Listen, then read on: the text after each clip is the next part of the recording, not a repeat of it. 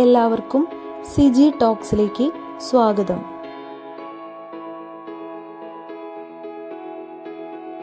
Social സയൻസിൻ്റെ 6ാം ക്ലാസ്സിലെ model questions ആണ് നോക്കുന്നത്.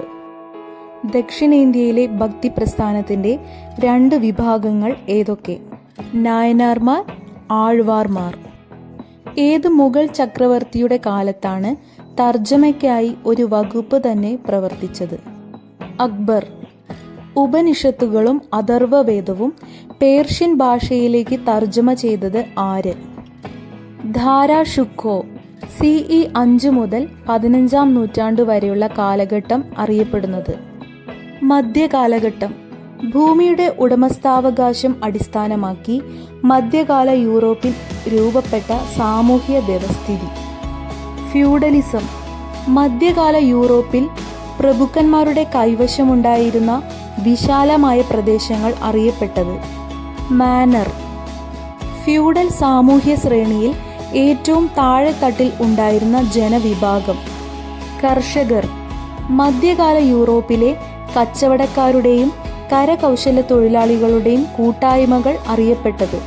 ഗിൽഡുകൾ. ജനോവ എന്ന് അറിയപ്പെട്ട രാജ്യം. ഇറ്റലി. കറുത്ത മരണം എന്നറിയപ്പെടുന്നത്. പ്ലേഗ്, എലി പരത്തുന്ന രോഗം. 12ാം നൂറ്റാണ്ടിൽ മധ്യകാല യൂറോപ്പിൽ ഉടലെടുത്ത വാസ്തുവിദ്യാ ശൈലി. ഗോതിക് ശൈലി. മധ്യകാല യൂറോപ്പിലെ ക്രിസ്ത്യൻ പള്ളികളുടെ നിർമ്മാണ ശൈലി. റോമനസ്ക് ശൈലി. ചൈനീസ് ബുദ്ധ ദേവാലയങ്ങൾ അറിയപ്പെട്ടത്. പഗോഡകൾ. കിതാബുൽ ഹവേ എന്ന വൈദ്യശാസ്ത്ര ഗ്രന്ഥം രചിച്ചതാര്?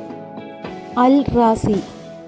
അൽ ഖാനൂർ എന്ന വൈദ്യശാസ്ത്ര ഗ്രന്ഥം രചിച്ചത് ആര്? ഇബൻ സിന.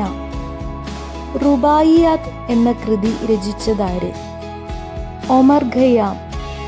ഷാനാമ രചിച്ചതാര്? ഫിർദൗസി. 1001 രാവുകൾ ആരുടെ സാഹിത്യ സംഭാവനയാണ്? അറബികൾ.